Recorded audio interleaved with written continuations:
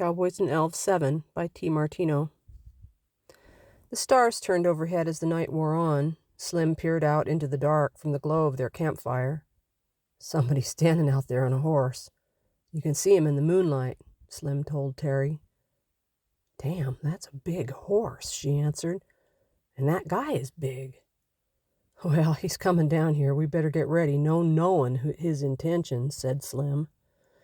Slim took out the big rifle, and Terry drew her pistol, holding it in both hands. They stood side by side. The person walking towards them was on a big white horse. He was very tall, and light swirled around him uncannily. He stopped when he was about 20 yards from them. He grinned broadly at their fierceness and independence. They were not awestruck, not cowering or running. They stood resolute and somberly stared at him. Resilient courage, but also restraint, as they did not fire. An old woman and a young man, rifle and pistol trained on him. He calmly dismounted. Terry wondered at his height. "Damn," said Slim.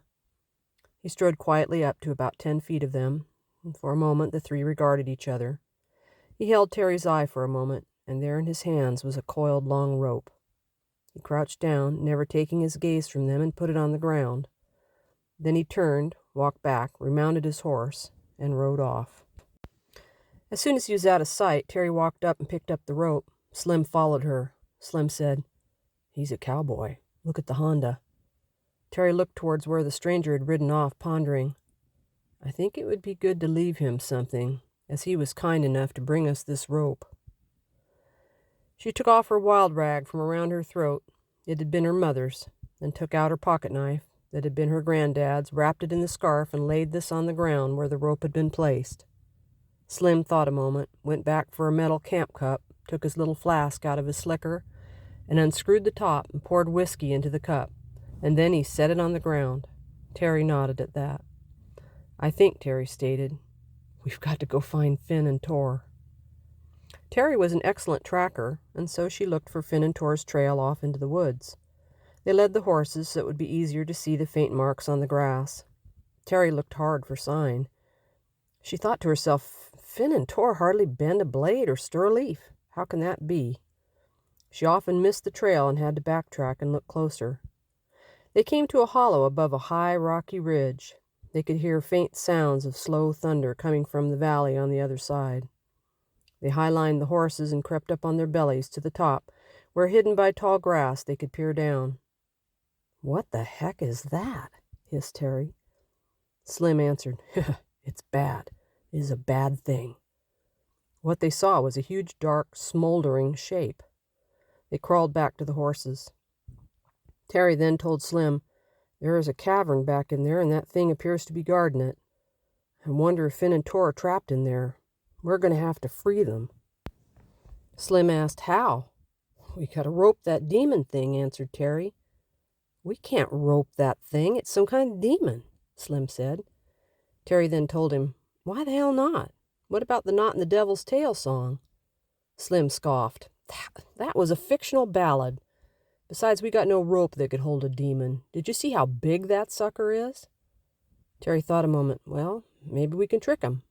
Slim added, "Well, you trick a bull with what he wants, cows or feed or salt or water. What does the demon want?" Terry sighed. "How should I know? What does every evil thing want?" "Control, power, and fear, I reckon," said Slim. "Okay, well, let's use those things," Terry told him. "How? We don't control nothing or have any power, and you're not afraid of much. That's your problem," said Slim. "Well, our pards might be in there, and it's a cowboy way to save 'em," Terry stated. "You are thinking of either the Marines or pirates," Slim told her. "No, I'm not," said Terry. Then she added, "I'll distract him, and you think of a way to snub the demon down." Slim said, "We are going to get killed, and it's going to hurt like hell. He is a monster, and look at his skin. He seems really hot, like he's smoldering. Rope, it'll burn off." "Well, we got that rope the horseman gave us. Maybe we can use that. There's a lake close. Maybe we could push him in," Terry asked. Slim looked at her. "Push him in? Enoch, I think you're exaggerating our abilities," Slim said. "I'm going," Terry stated firmly. Well, okay, I talked to a dragon, lived through that, and I got a quarter stick of dynamite in my saddlebag, Slim remembered. You brought your fishing gear? Said Terry in a surprised way. However, you know that's not good for the environment. Well, yes, Slim said. We got this, Slim, Terry stated. I'll go distract him, but lend me Miracle, fastest of the two. Okay, but keep his head up, Slim told her. Dally hard, Slim, snub to something big, Terry suggested. Okay, Slim said. Then blow him up, Terry told him. Roger that. I'll give you a whoop when I throw the dynamite so you can get the heck out of the way, Slim said. Terry mounted Miracle and petted the little bay. Now don't go to bucking. She rode over the rise. Slim got his dynamite, and Roney rode off to get behind the demon. Hey, Smoky! The demon looked up. Nah, Furnace, over here. The demon turned around, and facing him was Terry on Miracle. Miracle then showed himself to be a true war-horse. He stood his ground and lifted his head in defiance. The demon was 12 feet tall, horned and smoldering like a pile of cooling lava.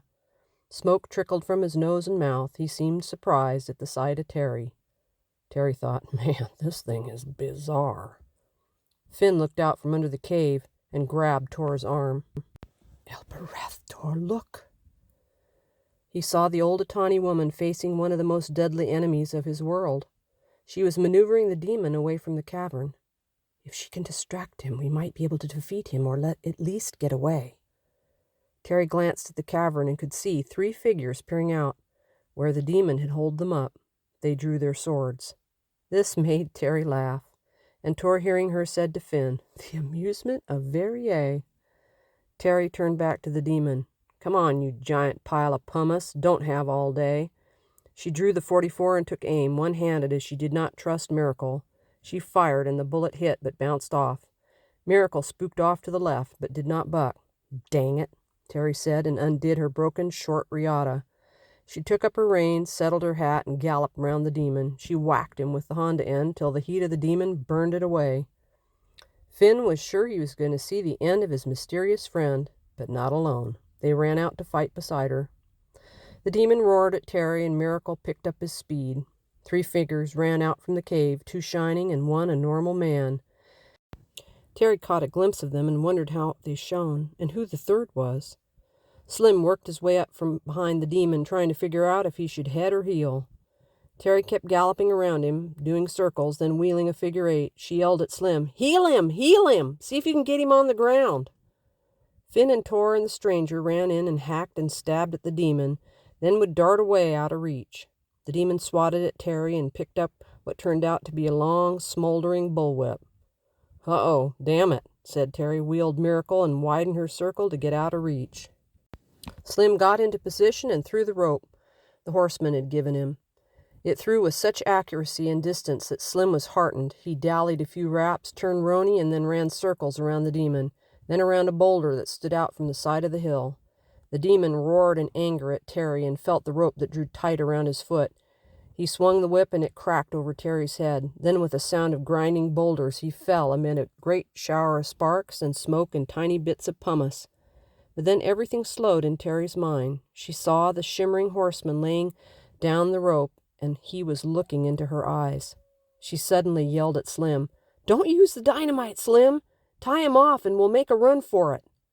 Terry wheeled to run further out. She heard Slim shout, Okay, Enaw! He wheeled Roney around the boulder a couple times, then tied off to a big old tree. It might not hold for long, but it would hold long enough for them to get out of there. She suddenly realized Finn and Tor and the stranger were beside her, swords blazing, their faces fierce. They each swung up behind Slim and Terry on Roney and Miracle. 3 on Roney was a lot, but he was a big horse. And then they ran into the cover of the forest. Finally they stopped to catch their breath. Finn and Tor and the man dismounted. Terry looked at the Eldar. What the heck was that? Tor laughed up at Terry, still on Miracle. Are you still amused, Verrier? Have you ever seen something like that? He used gesture to say this to her, pointing back at the Balrog and then with 2 fingers at her eyes. Terry guessed his meaning and shrugged and shook her head. No. He laughed again. Never have seen one. However, your first inclination is to attack. Oh, Verrier. He laughed loud and long. Finn laughed beside him, but thought a moment of the rope they had used.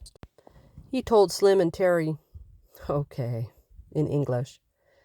Terry said to Slim, "You are a hand, Slim, you know that?" "Thanks, Enoch," Slim replied.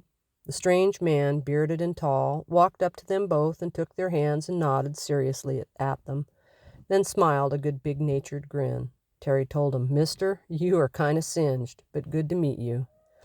As they all walked off, Slim and Terry began to sing, "Not in the Devil's Tail," at the top of their voices. After a quarter mile, all of them were singing it.